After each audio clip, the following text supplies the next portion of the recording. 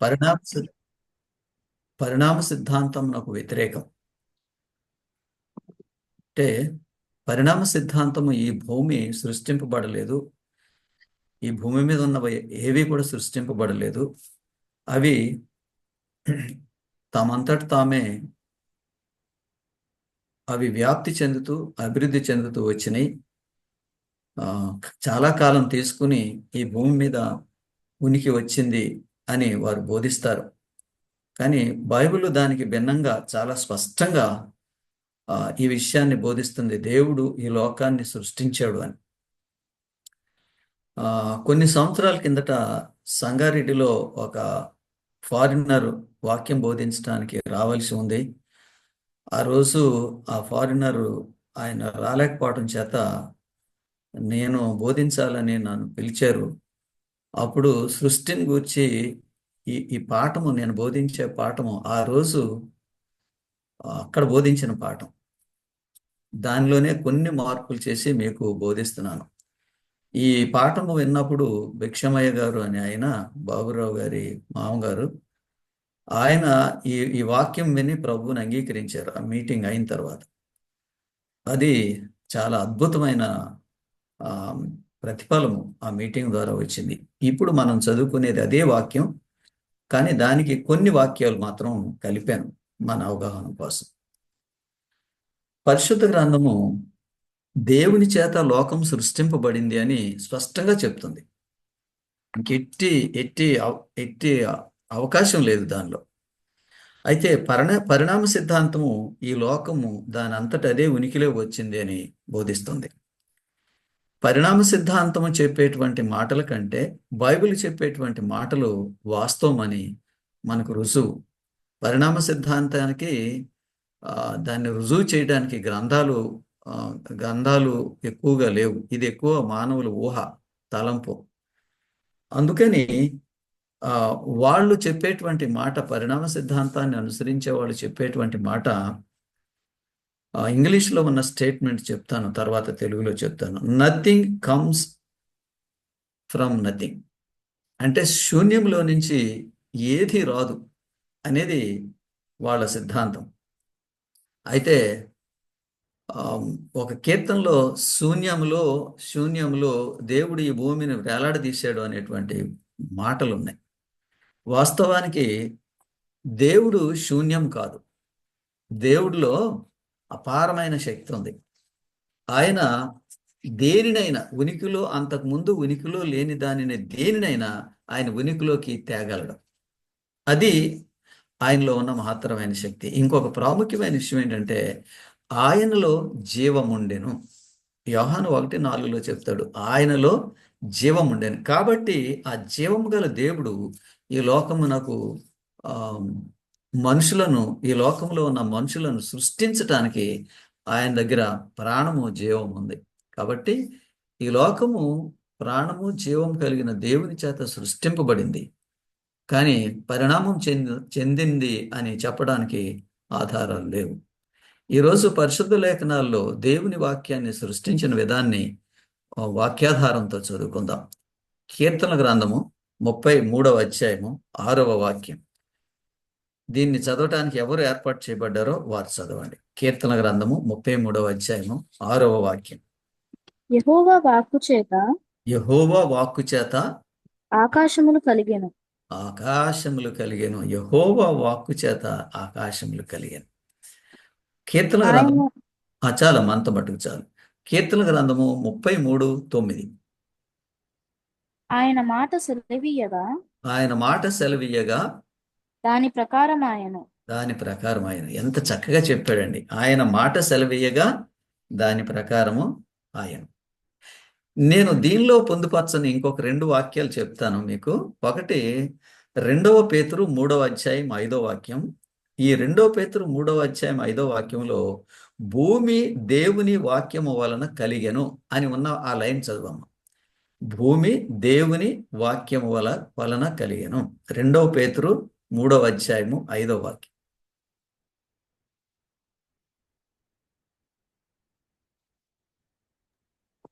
2 పేతురు 3వ అధ్యాయం 5వ వచనం సార్. 5వ వచనం. దీనిలో భూమి దేవుని వాక్యం వలన కలిగాను.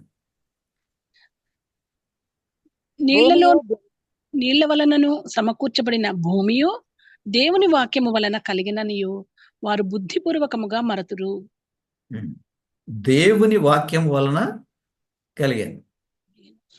తర్వాత హెబ్రీయులకు రాసిన పత్రిక 1:4 దీనిలో మహత్ మాట చేత అనే లైన్ ఉంటుంది, అది చదవండి. హెబ్రీ 1:4. పాప 1:4 4. పాపముల విషయంలో ఉమ్. శుద్ధీకరణ తానే చేసి ఉమ్. దేవదూతల కంటే ఎంత శ్రేష్టమైన నామము పొందెనో ఉమ్. వారి కంటే అంత శ్రేష్ఠుడై ఉన్నత లోకమందు మహామహుడకు దేవుని కుడిపార్శ్వమున కూర్చుండెను. ఉమ్. ఏలయనగా ఉమ్. నీవు నా కుమారుడవు. నేను ఓకే, 4వ వాక్యం చదివారా? అవునండి హెబ్రీ 1:4. 4. Okay, 1 minute. 3వ వచనంలో ఉంది సార్. చదవండి. ఆయన దేవుని మహిమ యొక్క తేజస్సును ఉమ్. ఆయన తత్వం యొక్క మూర్తిమంతమునై ఉండి తన ఉమ్. మహత్తు గల మాట చేత తన సమస్తమును మహత్తు గల మాట చేత. వండర్ఫుల్. సమ- తన మహత్తు గల మాట మాట. చేత ఇప్పుడు 4 వాక్యాలు మనం చదువుకున్నాము. ఈ 4 వాక్యాల్లో మనం నేర్చుకున్నది ఏంటంటే, ఈ లోకము దేవుని చేత సృష్టింపబడింది. దేవుడు సృష్టించటానికి కేవలము తన వాక్కు మాత్రమే ఉపయోగించాడు. తన వాక్యం ఉపయోగించి ఈ లోకాన్ని దేవుడు సృష్టించాడు. కొంతమంది మనుషులు రోగగ్రస్తులైనప్పుడు యేసుక్రీస్తు వారు ఆయన మాట చెప్పి వాళ్ళను బాగు చేశాడు. మత్తయి సువార్త 8వ అధ్యాయంలో ఒక శతాధిపతి ఉన్నాడు. శతాధిపతి ఇంట్లో పనిచేసేటువంటి మనిషి, అతడు రోగగ్రస్తుడై ఉంటే యేసు ప్రభు వారు అన్నారు, అతను బాగు చేయడానికి నేను వస్తాను అని అంటే, అతను అన్నాడు శతాధిపతి, నువ్వు రానక్కర్లేదయ్యా, నువ్వు ఇక్కడుండి మాట చెప్పు, నా సేవకుడు బాగుపడతాడు అన్నాడు. అదండి విశ్వాసం అంటే. ఆ యేసుప్రభు వారు ఆ మనిషి అడిగినట్లుగానే యేసుప్రభు వారు ప్రార్థన మాట చెప్పారు, అతను బాగుపడ్డాడు. మాట చేత మనిషిని బాగు చేశాడు. వాక్కు చేత దేవుడు లోకాన్ని సృష్టించాడు. వాక్కు చేత ఈ లోకాన్నే కాదు, ఆకాశ గగనాలను నీ మాటతో పిలిచితివే, అగాధ సముద్రాలను నీ జానతో, ఆకాశ గగనాలను నీ మాటతో పిలిచితివే. సో ఇవన్నీ దేవుడు నోటితోటి తన వాక్కు చేత సృష్టించాడు అని చెప్పాడు. కాబట్టి సృష్టి యావత్తు కూడా కేవలము దేవుని వాక్కు చేత సృష్టింపబడింది. దేవుడే ఈ లోకాన్ని సృష్టించాడు మాటతో. దేవుడు చేసిన సృష్టిలో ఒకటి మాత్రమే చేతితో చేశాడు, అది మానవుణ్ణి. మానవుణ్ణి తన సొంత హస్తంతో మానవునికి ఒక రూపం పోసి ఆ రూపంలో దేవుడు ప్రాణం పెట్టాడు. అది తప్ప సమస్తమును దేవుడు ఈ లోకాన్ని అంతటినీ కూడా తన మాట చేత సృష్టించాడు.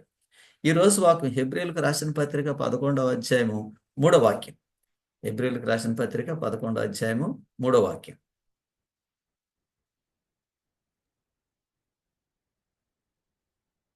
ప్రపంచములు దేవుని వాక్యము వలన ప్రపంచములు దేవుని వాక్యము వలన నిర్మాణమైనవనియు.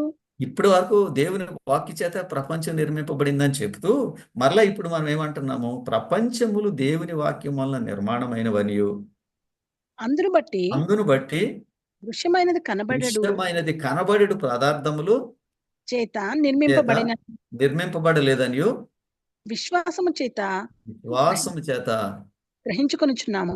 వండర్ఫుల్ అండి అంటాడు ఈ వాక్యంలో. ప్రపంచములు దేవుని వాక్యం వల్ల నిర్మాణమైనవనియు, అందును బట్టి దృశ్యమైనవి కనబడేడు పదార్థముల చేత నిర్మింపబడలేదనియు విశ్వాసము చేత గ్రహించుచున్నాం. అంటే nothing comes out of nothing అనే స్టేట్మెంట్ కరెక్ట్ కాదు. శూన్యంలో నుంచి ఏది రాదు. దేవుడు శూన్యం కాదు, దేవుని వాక్కులో సమస్తం ఉంది. కాబట్టి మానవులను దేవుడు సృష్టించటానికి అంతకుముందు పూర్వం ఉనికిలో ఉన్న పదార్థం ఏది అవసరం లేదు. అంతే. ఎంత చక్కగా రాశాడండి పౌలు. ఈ మాట చాలా చాలా క్లియర్గా ఉంది. ప్రపంచములు దేవుని వాక్యం వలన నిర్మాణమైనవనియు, అందును బట్టి దృశ్యమైనవి కనబడేడు పదార్థముల చేత నిర్మింపబడలేదని విశ్వాసం చేత గ్రహించుచున్నాము. ఎంత మార్వలెస్. కాబట్టి ఈ లోకము దేవుని వాక్య చేత సృష్టింపబడింది అని మనం విశ్వాసం చేత నమ్ముతాం అంటున్నాడు. దేవుడు సృష్టి చేయటానికి పూర్వం ఉనికిలో ఉన్న పదార్థాలని దేన్ని వాడలేదు, ఒక మనిషిని చేయటానికి తప్ప. మట్టిని తీసుకున్నాడు. తర్వాత శూన్యం అనున్నది దేవునికి వర్తించదు. శూన్యం అనే మాట దేవునికి వర్తించదు. దేవుడు శూన్యం కాదు. దేవుడు సర్వస్వం. ఈ ఈ లోకానికి అంతటికీ కూడా ఆధారం ఆయనే కాబట్టి ఆయన శూన్యం కాదు. ఆయన పరిపూర్ణమైన ఉనికి కలిగిన వాడు. తర్వాత దీన్ని దేవుడు గురించి చెప్పిన మాట అపోస్తుల కార్యములు 17:28. అపోస్తుల కార్యములు 17:28.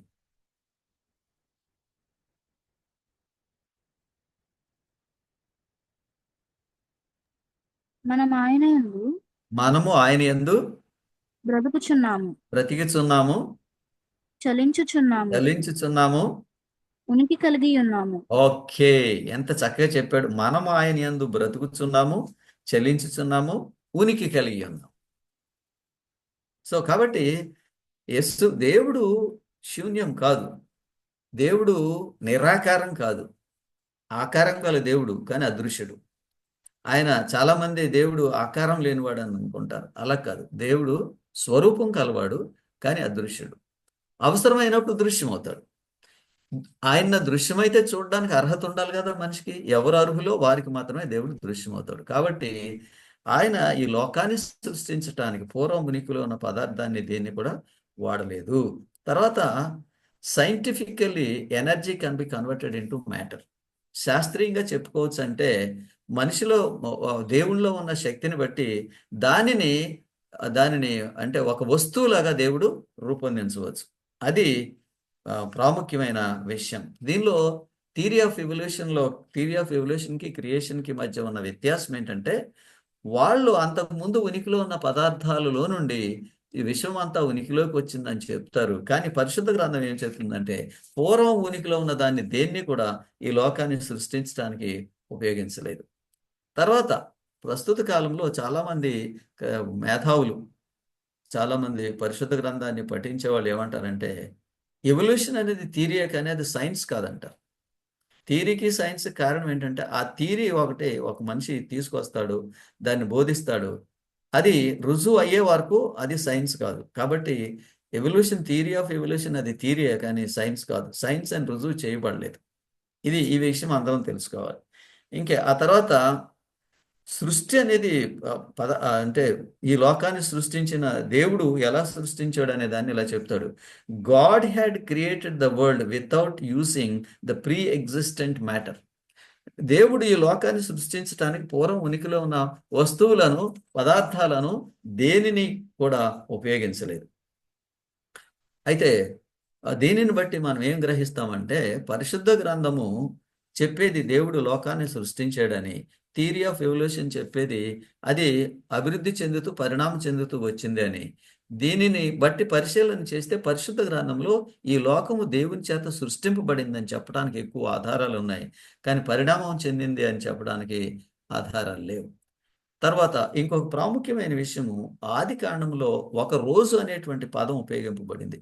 దేవుడు ఈ లోకాన్ని సృష్టించడానికి ఉపయోగించిన కాలం. అదే ఆ కాలాన్ని ఆది కాండంలో చాలా మంది ఏమంటారంటే ఒకరోజు 1000 సంవత్సరాలకు సమానం అనే పేతురులో ఒక వాక్యం ఉంది కదా, దానిని బట్టి దేవుడు ఒకరోజు సృష్టి చేశాడు అని అంటే అది ఒకరోజు సృష్టి అనేది ఎన్ని వేల సంవత్సరాలో అని అంటారు. కానీ ఇక్కడ ఈ ఒకరోజు అనే దానికి హీబ్రూ భాషలో యూమ్ అనే మాట వాడారు. వైఓఎం అనేటువంటి మాట మనము మన భాషలో తర్జుమా చేసుకుంటే 24 గంటల దినం అని అర్థం. అందుకని ఏమంటాడంటే అస్తమయమును ఉదయమయమును కలుగుగా ఒక దినమాయను. కాబట్టి ఇది ఎన్నో వేల సంవత్సరాల కాలం పాటు ఉన్న దినము కాదు. ఈ దినము 24 గంటలు దినం. దీనికి 24 గంటలు దినం అనేటువంటి మాట యూమ్ అనేటువంటి వాక్యం నుండి, హీబ్రూ మాట నుంచి ఇంగ్లీష్కి కానీ తెలుగు కానీ తర్జుమా చేయబడింది. కాబట్టి 24 గంటలు అనేటువంటి మాట అది ఒక దినం అనే మాట ఎన్నో యుగాలో లేకపోతే ఎన్నో సంవత్సరాలు అని వాళ్ళు బోధిస్తారు. అది కరెక్ట్ కాదు. తర్వాత థియరీ ఆఫ్ ఎవల్యూషన్ ఏమంటుందంటే ఈ లోకము సృష్టింపబడటానికి కొన్ని వేల సంవత్సరాలు పట్టిందని. కానీ బైబిల్ ఏమంటుందంటే 6 రోజులు, ఒక్కొక్క రోజుకి 24 గంటలు, 24 గంటలు గల 6 రోజుల్లో దేవుడు ఈ ఆకాశాన్ని, భూమిని, దీన్నంతటినీ సృష్టి చేశాడని చెప్పాడు. తర్వాత జాతుల గురించి ఒక వివక్షత ఉందండి. బాగా జాతుల గురించి వివక్షత అంటే మనుషులు అంటారు ఆ దేవుడు సృష్టి చేసినప్పుడు సారీ థియరీ ఆఫ్ ఎవల్యూషన్ ప్రకారం ఈ భూమి అభివృద్ధి చెందుతూ వచ్చినప్పుడు ప్రారంభమైనప్పుడు జాతులు లేవు అని చెప్తారు. ఇది చాలా చాలా ఇంపార్టెంట్ మాట అండి. జాతుల గురించిన వాక్యాలు ఆది కాండంలోనే జాతులు అనేటువంటి మాట ఉపయోగించిన మాటలో వాక్యాలు 5 ఉన్నాయి. సో 5 6 ఉన్నాయి, నాకు 5 గుర్తున్నాయి. ఈ 5 వాటిల్లో దేవుడు లోకాన్ని సృష్టించినప్పుడు అన్ని జాతులు సృష్టించాడు. చార్లెస్ డార్విన్ ఆయన ఒక యూనివర్సిటీలో, ఆక్స్ఫర్డ్ యూనివర్సిటీలో ఆయన థియాలజీ చదివాడు. థియాలజీ చదివిన ఆయన ఒక ఒక ఒక ఉద్దేశం డెవలప్ చేశాడంటే ఆరిజిన్ ఆఫ్ స్పీసీస్, అంటే జాతుల ఆరంభం. జాతుల ఆరంభం అనే దాని గురించి ఆయన ఒక థియరీ రాశాడు. ఆయన రాసిన 10 సంవత్సరాలకే మనుషులు ఇది వాస్తవం కాదని, మనుషులు కాదు ఆయనే గ్రహించాడు. ఆయనే గ్రహించి ఆ థియరీ కరెక్ట్ కాదని చెప్పాడు. కానీ ప్రజలందరూ అప్పటికే వాళ్ళు బాగా నేర్చేసుకున్నారు కాబట్టి దానిలోంచి ఇంక వెనక్కి రావడానికి వీలు లేదు. సో 1860వ సంవత్సరంలో థియరీ ఆఫ్ ఎవల్యూషన్ అనేటువంటి పుస్తకం ముద్రింపబడింది. మీకు ఆశ్చర్యం ఏంటంటే అదే సమయంలో సెవెంత్ డే అడ్వెంటిస్ట్ చర్చ్ ఉనికిలోకి వచ్చింది. 1863లో seventh day adventist church organize చేయబడింది. అంటే దీనికి భూమి సృష్టింపబడలేదు, పరిణామం చెందింది అని చెప్పేటువంటి తప్పుడు బోధకి సెవెంత్ డే అడ్వెంటిస్ట్ చర్చిని దేవుడు లేపి ఈ భూమి దేవుని చేత సృష్టింపబడిందని బోధించడానికి అడ్వెంటిస్ట్ చర్చిని ఆయన ఉనికిలోకి తెచ్చాడు. ఆ టైంలో ఈ సంఘం అవసరం. కాబట్టి సెవెంత్ డే అడ్వెంటిస్ట్ చర్చ్ యొక్క బాధ్యత ఏంటంటే సృష్టికర్త అక్కడ ఉన్నాడు, ఈ లోకాన్ని సృష్టించాడు. అందరూ ఈ భూమి మీద జీవించే వాళ్ళందరూ సృష్టికర్త వైపు తిరగాలని బోధించడానికి దేవుడు మనల్ని ఏర్పాటు చేశాడు. ఓకే, మన పాఠంలో జాతులు అనేటువంటి మాట 1వ అధ్యాయంలో ఎన్నిసార్లు రాయబడింది అన్నిసార్లు చదువుదాం. 1వ అధ్యాయము 11వ వాక్యం చదవండి, ఆ తర్వాత 12 వద్దాం. దేవుడు గడ్డి నిమిత్తము గడ్డి విత్తనము చెట్లను గడ్డి భూమి మీద తమ తమ జాతి ప్రకారము ఇక్కడ మనము మొక్కల గురించి మాట్లాడుతున్నాం. తమ జాతి ప్రకారము. చార్లెస్ డార్విన్ థియరీ ఏంటంటే ఈ జాతులన్నీ థియరీ ఆఫ్ ఎవల్యూషన్ ప్రకారం ఇది ఇవాల్వ్ అవటం మొదలు పెట్టినప్పుడు అప్పుడు ఈ జాతులు లేవు, జాతులన్నీ క్రమేపీ ఉనికిలోకి వచ్చినాయి అనేది ఆయన సిద్ధాంతం. ఆయన సిద్ధాంతం కరెక్ట్గా దాన్ని ఆయనే ఒప్పుకున్నాడు. అయితే పరిశుద్ధ గ్రంథం ఏం చెప్తుందంటే భూమి మీద గడ్డిని తమ జాతి ప్రకారం విత్తనమును ఇచ్చు చెట్లను చదువాము అక్కడి నుంచి. జాతి ప్రకారము తమలో విత్తనములు గల ఫలమిచ్చు ఫలవృక్షములను భూమి మొలిపించగా చాలు చూడండి, భూమి మొలిపించిందంట. భూమిలో నుంచి ఇవన్నీ కూడా ఉనికిలోకి వచ్చినాయి. సో ఇది మరలా మనము 12వ వాక్యం చదువు, అదే అధ్యాయం 12వ వాక్యం. భూమి గడ్డిని తమ జాతి ప్రకారము విత్తనములిచ్చి చెట్లను తమ జాతి ప్రకారము తమలో విత్తనములు గల ఫలవృక్షములను మొలిపింపగా. చాలండి, మరలా జాతి అనే మాట ఇక్కడ ఉపయోగించాడు. తర్వాత ఇంకొక వాక్యం చదువుదాం. జాతులన్నీ దేవుడు సృష్టించాడు ముందు నుంచి, అవి పరిణామం చెందినవి కాదు. 21వ వాక్యం. దేవుడు జలములలో వాటి జాతి ప్రకారము జలములు సమృద్ధిగా పుట్టించిన మహామత్స్యములను జీవము కలిగి చలించు వాటన్నిటిని దాని జాతి ప్రకారము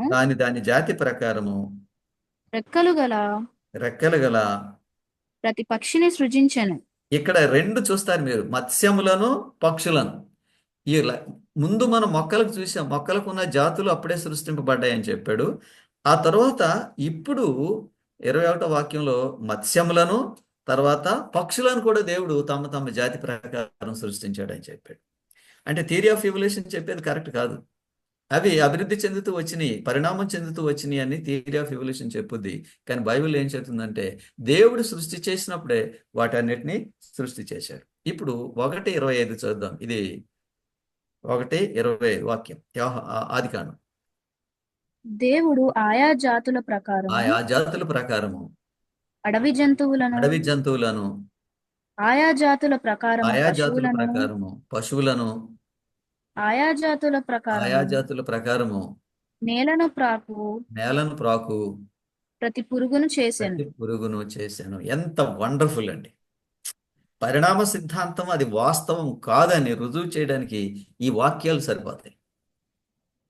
theory of evolution says species were evolved, అంటే జాతులు ఒకదాని తర్వాత ఒకటి ఉనికిలోకి వచ్చినాయని చెప్తాడు. But Bible says God created the species at the same time.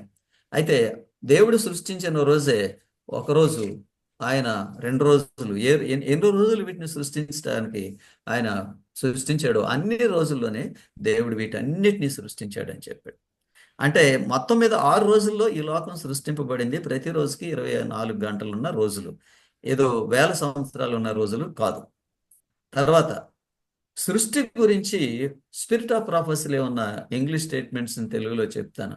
సృష్టి తనంతటా ఉనికిలోకి వచ్చినది కాదు. మొట్టమొదటి స్టేట్మెంట్ ఇది. సృష్టి తనంతటా, అంటే మిస్సెస్ ఎలెన్ జి వైట్ గారు రాసిన స్టేట్మెంట్స్లో సృష్టి తనంతటా తాను ఉనికిలోకి వచ్చింది కాదు. రెండవది ఏంటంటే దేవుడు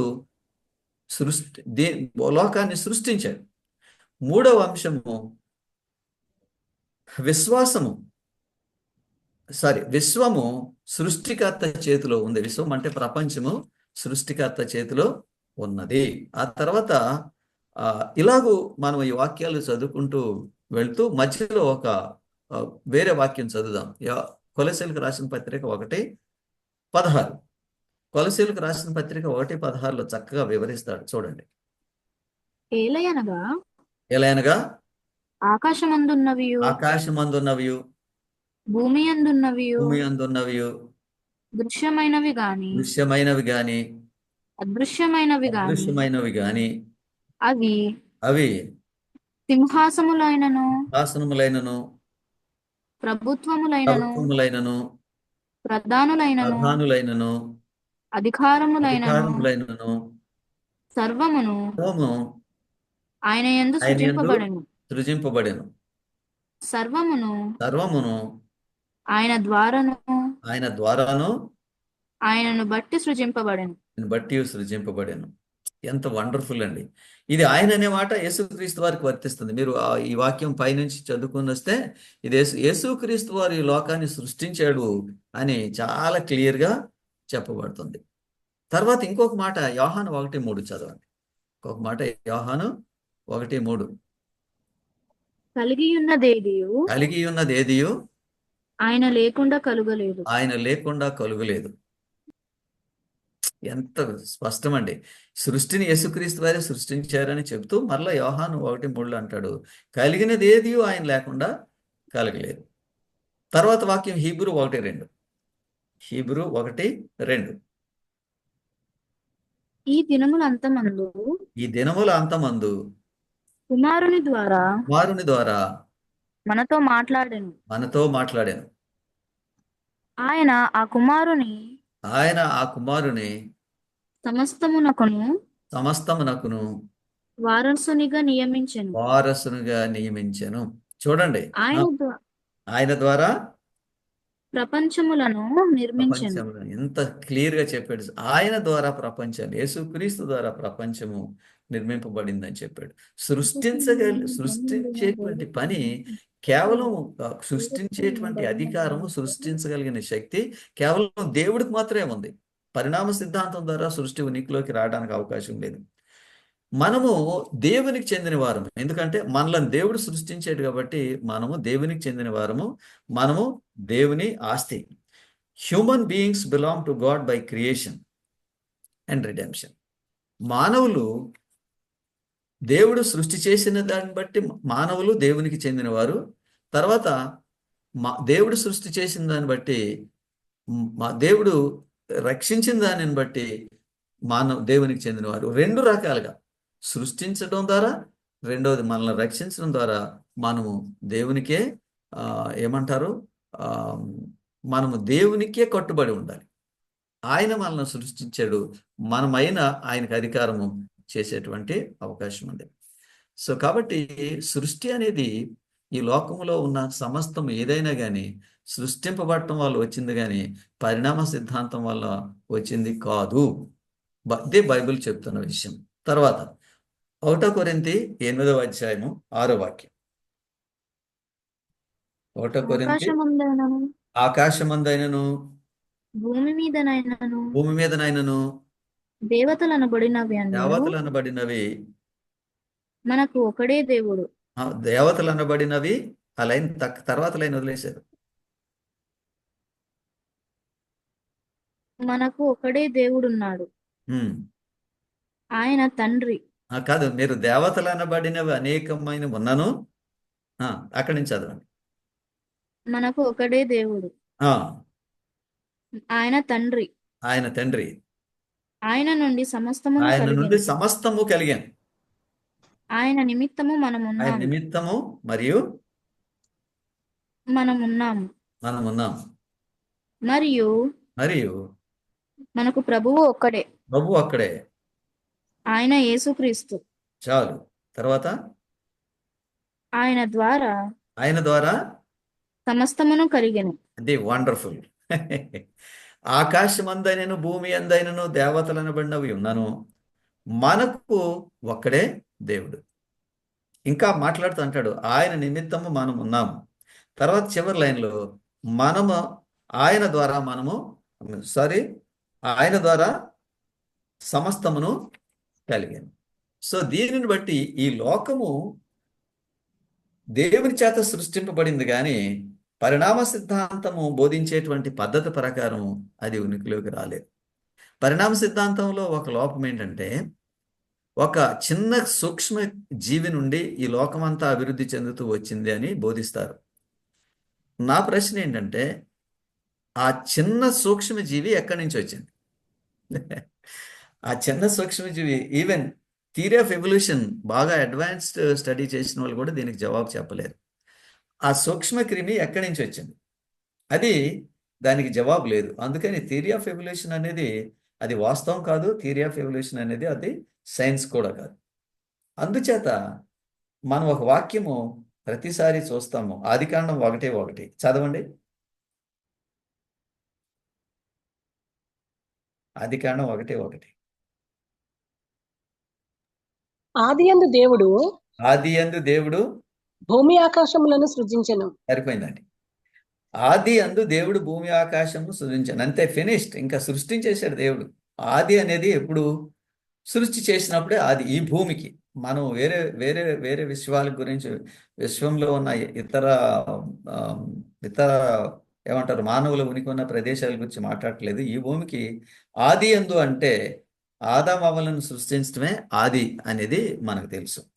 సో దానిని మనకు వివరించడానికి ఒక మాట, దేవుడు ఎలా సృష్టించాడు, ఎప్పుడు సృష్టించాడో, ఎవరు సృష్టించారు అనే విషయము యోహాను 1:1-2-3 వ్రాయబడింది. చదవండి. యోహాను 1:1-2-3. ఆదియందు వాక్యం ఉండెను, ఆది యందు వాక్యం ఉండెను, వాక్యము దేవుని యొద్ద ఉండెను, వాక్యము దేవుని యొద్ద ఉండెను, వాక్యము దేవుడై ఉండెను, వాక్యము దేవుడై ఉండెను. ఆయన ఆదియందు దేవుని యొద్ద ఆయన ఉండెను ఆది యందు దేవుని యొద్ద ఉండెను, ఉండెను, సమస్తమును ఆయన మూలముగా కలిగెను, సమస్తమును ఆయన మూలముగా కలిగాను. కలిగినదేదియు ఆయన లేకుండా కలగలేదు. ఏదియు ఆయన లేకుండా కలుగలేదు. కలగలేదు. ఇప్పుడు మీరు 14వ వాక్యం చదవండి. ఆ వ్యక్తి, ఆ సృష్టించిన వ్యక్తి ఎవరో ఈ 14వ వాక్యంలో క్లియర్ గా ఉంది. ఆ వాక్యము శరీరధారి అయి ఆ వాక్యము శరీరధారి అయి కృపాసత్య సంపూర్ణుడిగా సత్య సంపూర్ణుడుగా మన మధ్య నివసించెను. మన మధ్య నివసించాను. వండర్ఫుల్. ఎవరిది? మనం అందరం చెప్తాం. శరీరధారి అయి ఈ భూమి మీదకి నరుడుగా వచ్చింది యేసుక్రీస్తు. దాంట్లో చాలా స్పష్టంగా చెప్పాడు. ఆ వాక్యము శరీరధారి అయి కృపాసత్య సంపూర్ణుగా మన మధ్య నివసించాను. అంటే ఆ వాక్యము యేసుక్రీస్తు. యేసుక్రీస్తు ద్వారా ఈ లోకం సృష్టింపబడింది. యేసుక్రీస్తు ద్వారా ఈ లోకం పోషింపబడుతుంది. యేసుక్రీస్తు ద్వారా ఈ లోకం రక్షింపబడుతుంది. 3 కార్యక్రమాలు ఆయన ద్వారా మాత్రం జరుగుతాయి. కాబట్టి మనం ఇప్పటి వరకు చదివిన వాక్యాలను బట్టి దేవుడు ఈ లోకాన్ని సృష్టి చేసినప్పుడు పూర్వము ఉనికిలో ఉన్న పదార్థాన్ని వాడకుండా ఆయన నోటి వాక్కు చేత ఈ లోకాన్ని సృష్టించాడు. ఈ లోకాన్ని అంతటిని కూడా కేవలం దేవుని వాక్యం చేతే సృష్టించాడు. రెండవ పాయింట్, పూర్వము ఉనికిలో ఉన్న పదార్థం అంటే దేవుడు సృష్టి చేసిన పదార్థంలో నుండి కొంత మట్టిని తీసుకొని మానవునికి ఒక స్వరూపం చేశాడు. అది తప్ప సృష్టిలో ఉన్నది ఏది కూడా దేవుడు వేరే విధంగా దేన్ని సృష్టించలేదు. సమస్తము దేవుని వాక్కు చేతే సృష్టింపబడింది, ఒక మనుషుడు తప్ప. మనుషుడికి ఎంత విలువ ఇచ్చాడండి? తన సొంత హస్తాలతో దేవుడు ఒక స్వరూపాన్ని చేసి అక్కడ నిలువబెట్టి దానిలో ఆ నరుని నాసికారంధ్రంలో జీవవాయువు వదగా నరుడు జీవాత్మాయను అనే మాట చెప్పాడు. కాబట్టి ఈ విధంగా సృష్టి అనేది జరిగింది. పరిణామ సిద్ధాంతం వాస్తవం అని రుజువు చేయటం కంటే సృష్టింపబడటం అనేది రుజువు చేయటం పరిశుద్ధ గ్రంథం నుండి చాలా సులువు, చాలా తేలిక. కాబట్టి మనము ఇటువంటి పరిస్థితులు సంభవిస్తున్నప్పుడు, ఆ రోజుల్లో ఎటువంటి పరిస్థితులు అంటే లోకంలో ఉన్న వాళ్ళు ఎక్కువ మంది పరిణామ సిద్ధాంతం మీదకి వైపు మలుతున్నప్పుడు చార్లెస్ డార్విన్ రాసిన ఆ పుస్తకాన్ని 1760లో అది ముద్రించారు. 1860లో ముద్రించారు. 1870కి ప్రపంచం అంతా ఈ అబద్ధపు ప్రచారం, అబద్ధపు సమాచారము వ్యాప్తించింది. ఆ తర్వాత చార్లెస్ డార్విన్ ఆయన రాసిన పుస్తకం కరెక్ట్ కాదని ఆయనే ఒప్పుకున్నాడు. ఈలోపు అందరి మైండ్లో ఈ థియరీ ఆఫ్ ఎవల్యూషన్ అనేది వాళ్ళ శరీరంలో, వాళ్ళ రక్తంలో ఇంకిపోయినట్లు అనిపించింది. కాబట్టి నాస్తికత్వం అనేది అభివృద్ధి చెందింది. నాస్తికత్వం నుండి ప్రపంచాన్ని రక్షించడానికి దేవుడు క్రైస్తవ సంఘాన్ని ఉనికిలోకి తెచ్చాడు. అడ్వెంటిస్ట్ చర్చిని ఉనికిలోకి తెచ్చాడు. ఈ అడ్వెంటిస్ట్ చర్చి చేయవలసిన పని ఏంటంటే 3 దూతల వర్తమానంలో మొట్టమొదటి వర్తమానం, భూమిని, ఆకాశమును, సముద్రమును, దానిలో నుండి సమస్తమును, జలధారలను సృజించిన వానికే నమస్కారం చేయండి. అంటే ఆయన్నే మీరు ఆరాధించండి అని మనం అందరం ప్రభు తట్టు మనుషులని చెప్పడానికి ఆ దేవుడు మనల్ని పిలుస్తున్నాడు. మనం పిలువబడిన పని అది, మనం చేయవలసిన పని అది. ఆ విధంగా పరిణామ సిద్ధాంతం అభివృద్ధి చెందుతున్న రోజుల్లో, నాస్తికత్వం అభివృద్ధి చెందుతున్న రోజుల్లో, క్రైస్తవ సంఘాల్లోనే ఇది ఎక్కువగా వ్యాప్తిగా ఉన్న రోజుల్లో దేవుడు ఒక సంఘాన్ని లేపాడు. వాళ్ళు సృష్టికర్త వైపు మనుషులను తిరగటానికి, సృష్టికర్తని జ్ఞాపకం చేయడానికి దేవుడు ఒక సూచన పెట్టాడు భూమి మీద.